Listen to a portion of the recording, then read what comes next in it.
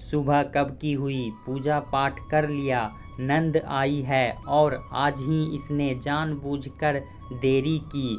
एक तो सुबह की चाय समय से नहीं मिली, उसकी नाराज़गी तो थी ही, ऊपर से बेटी को रसोई में काम करते देख और बढ़ गई। अरे अंजलि बेटा, तुम यहाँ रसोई में क्या कर रही हो? भाभी कहाँ गई? माँ चाय बना रही हूँ और भाभी फ्रेश होने गई है। क्या अभी फ्रेश होने गई है? हाँ माँ, उठने में ज़रा देर हो गई, वही किचन में आ रही थी तो मैंने कहा चाय बनाती हूँ, तुम जाकर फ्रेश हो जाओ। तू इस तरह रसोई में काम करेगी तब तो उठने में देर करेगी ही। चल छोड़, आ बाहर बैठ हमारे साथ, फ्रेश होकर आएगी तो चाय बनाएगी। वैसे आज उठने में इतनी देर कैसे हो गई? माँ, वो रात में हम लोग बातें करने लगे इसलिए देर हो गई। मैं भी अभी कुछ देर पहले ही उठी हूँ। दोनों माँ बेटी बातें कर रही थी कि बहू सोनाली भी आ गई। दीदी आप बाहर बैठिए, मैं सबके लिए चाय लेकर आती हूँ। तभी बरामदे में अखबार पढ़ रहे ससुर जी ने आवाज़ लगाई, सोनाली सोनाली, अरे मेरी चाय कहाँ रह गई? बहुत देर हो गई बेटा आज तो। अभी वह कुछ जवाब देती इससे पहले ही पति नितिन ने कहा, कब से गुनगुने पानी के लिए इंतजार कर रहा हूँ, तुम लेकर आई नहीं? क्या हुआ आज तुम भी देर से सोकर उठी क्या? सोनाली ने सास को एक बार कनखियों से देखा और हाँ में सिर हिलाया, फिर झटपट सास ससुर और ननद को चाय देकर पति को एक गिलास गुनगुना पानी दिया। कल रात सोनाली की ननद आई, उनसे ही बातचीत करते करते देर रात हो गई, इसलिए उठने में थोड़ी देर हो गई। वाह कितनी अच्छी चाय है, महीनों बाद चाय में वह स्वाद मिला, इससे तो अच्छी चाय बनती ही नहीं। हाँ कोई बात नहीं मम्मी, सीख जाएगी धीरे धीरे। अरे क्या सीख जाएगी, सीखने की तो ललक है ही नहीं इसमें। अभी देखो ना, किनकर हम 4 लोग हैं, बस इतने लोग का खाना बनाने में ही परेशान रहती है। अभी तुम आ गई तो देखो कितनी देर हो रही है। चलो तुम ननद हो, घर की हो तो समझ कर ले लिया, लेकिन कोई बाहर के मेहमान आए तो क्या हम पर हंसेंगे नहीं? ओह मम्मी, छोटी सी बात को लेकर कहाँ से कहाँ जा रही हो? नई नवेली है, घर और काम की जिम्मेदारी अचानक आ गई इसलिए नहीं कर पा रही है, थोड़ा समय दो, सब सीख जाएगी।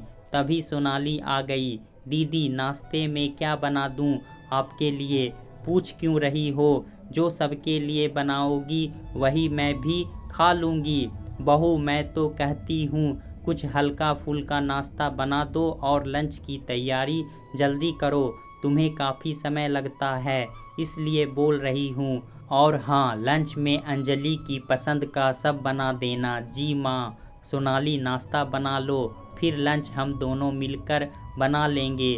नहीं दीदी मैं बना लूँगी, अंजलि कुछ बोलती उससे पहले ही माँ ने कहा, चुप कर, तू यहाँ कुछ दिनों के लिए आराम करने आई है, काम करने नहीं, तो आराम कर।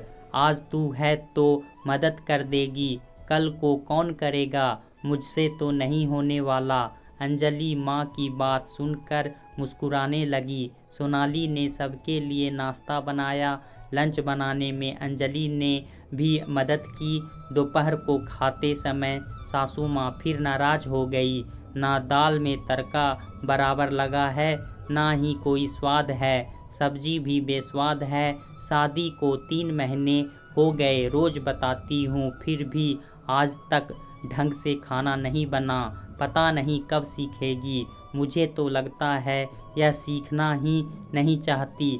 माँ अब तुम्हें मेरे हाथ की भी दाल सब्जी बेस्वाद लगने लगी? नहीं तो सब बढ़िया है, अच्छा है। वैसे मुझे लग रहा था कि सोनाली के हाथों का बना तो नहीं लग रहा है। बेटी की बात सुन उर्मिला जी ने तुरंत अपना सुर बदला। यह देख बाप बेटी दोनों हंसने लगे। खाना खाने के बाद जब सब आराम करने लगे तो अंजलि माँ के पास बैठी। माँ ससुराल वाले के बारे में गहन पूछताछ करने लगी। तो बेटा, अब तेरी सास का व्यवहार तुम्हारे साथ कैसा है? अब भी ताना मारती है, कमियां निकालती है? नहीं माँ, अब नहीं। और फिर मैं सब जान गई, समझ गई तो उन्हें कुछ बोलने का मौका ही नहीं देती। वही तो मैं भी चाहती हूँ बेटा, कि ये भी तुम्हारी तरह होशियार हो जाए, सीख जाए। एक बात कहूँ माँ? हाँ बोलना बेटा। मैं कल रात से ही देख रही हूँ, तुम भाभी के हर काम में सिर्फ कमियां निकाल रही हो। मैं फिर एक बार कहती हूँ, नई शादी है, नया माहौल, अचानक जिम्मेदारी आ गई तो थोड़ा समय दो सब समझने के लिए। हे भगवान, तू भी ना जब से आई है बस भाभी का पक्ष लेकर बैठी है। मैं उसे क्या बात सुनाती हूँ, ताना मारती हूँ या सूली पर चढ़ा रही हूँ?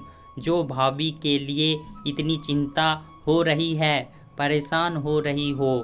क्या लगता है तुम्हारी माँ इतनी बुरी है? फिर भूल गई अपना समय, कैसे फोन करके रोती रहती थी। सास ताना देती है, कितना भी अच्छा खाना बना लूं कुछ ना कुछ कमियां निकालती है। कहती है माँ ने तो ढंग से खाना बनाना भी नहीं सिखाया। याद कर, मुझे सब कुछ याद है, इसलिए बोल रही हूँ। और मुझे ससुराल में सुनना पड़ा, इसलिए तुम भी भाभी को सुनाओगी? मतलब मेरा बदला भी भाभी से लोगी क्या? माँ, आप भी थोड़ा समय दो, जरा प्यार से पेश आओ। अपना भय उसके मन में मत बैठने दो। फिर देखना कितनी जल्दी वो सुघर गृहिणी बन जाएगी। बेटा, तुम्हारा बदला क्यों लूँगी? मैं तो यही चाहती हूँ घर संभालना संवारना सीख जाए, अपने पति के साथ थोड़ा हम दोनों का भी ख्याल रखे, बस। और क्या चाहिए मुझे? और तुम बताओ, एक सास बहू से इतनी भी उम्मीद ना करे, चाहत ना रखे? इसकी माँ तो कहती थी मेरी बेटी को सब काम आता है, सारा काम जानती है, सर्वगुण संपन्न है। लेकिन यहाँ पर तो मुझे कुछ नहीं दिख रहा। नहीं माँ, तुम बिल्कुल गलत नहीं चाहती, लेकिन जो पूर्णतः परिपक्वता की तुम उम्मीद कर रही हो वह थोड़ा गलत है। एक लड़की ब्याह कर ससुराल आते ही सर्वगुण संपन्न कैसे हो जाएगी? रही बात उसके माँ की, तो सबकी माँ यही कहती है कि मेरी बेटी सर्वगुण संपन्न है, क्योंकि जिस छोटी मोटी गलतियों को माँ बाप नज़रअंदाज करते हैं, उन्हीं छोटी गलतियों को ससुराल में तिल का तार बना दिया जाता है। मैं इसलिए कह रही हूँ कि सब मेरे साथ हो चुका है। फिर एक बहू की भी तो ससुराल से चाहत होती है कि कभी कोई भूल चूक हो जाए, गलतियाँ हो जाए तो उसे गलती ही माना जाए, गुनाह नहीं। कभी जो कदम लड़खड़ा जाए तो सहारा दे, ना कि लड़खड़ाते कदम को गिरा दे। तुम समझ रही हो ना मैं क्या कह रही हूँ? बस तुम थोड़ा साथ दो, फिर देखो कैसे अपनी गृहस्थी अच्छे से बसा लेती है। वाह बेटा, तुम बिल्कुल अपने बाप पर गई है। मैं यही समझाना चाहता हूँ तुम्हारी माँ को, लेकिन समझने को तैयार नहीं। जब तक तुम्हारी माँ थी अच्छी थी, लेकिन सास बनते ही पता नहीं किसकी आत्मा घुस गई इसके अंदर। रोज किचकिच करती है, बरबर करती रहती है। मैं भी परेशान हो गया हूँ। तुम दोनों बाप बेटी बस मुझे ही सिखाती रहो, समझाती रहो। उसे कुछ मत कहो, मैं सिखा नहीं रही हूँ। तुम खुद बहुत होशियार समझदार हो। मुझे तो जो गलत दिखा वही बताने की कोशिश कर रही थी। फिर मेरा क्या है? मैं तो 2-4 दिन के लिए मेहमान के तौर पर आऊँगी और चली जाऊँगी। रहना तुम्हें ही है भाभी के साथ जीवन भर। अगर तुम अपना स्वभाव नहीं बदलती तो क्या होगा? कुछ महीनों या कुछ सालों के बाद भैया भी परेशान हो जाएंगे।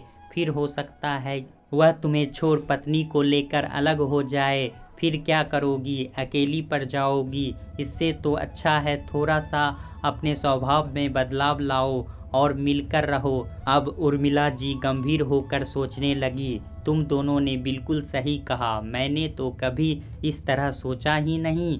पर अब तुम दोनों चिंता मत करो, मैं सब समझ गई। तो अब किसी को एक भी शिकायत का मौका नहीं दूंगी।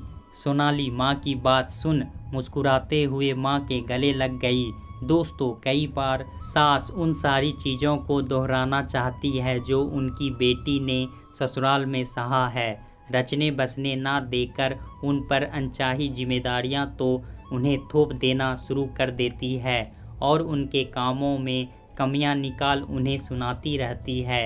अगर हम किसी का दिल दुखाते हैं तो वह व्यक्ति हमसे दूर होता चला जाता है। किसी भी रिश्ते को बचाने के लिए उसके भावनाओं की कदर और उसके समस्याओं को समझना जरूरी होता है। दोस्तों, आज की कहानी आपको कैसा लगा हमें कमेंट करके ज़रूर बताएं। इसी तरह की पारिवारिक कहानी सुनने के लिए हमारे चैनल को सब्सक्राइब करना ना भूलें। धन्यवाद।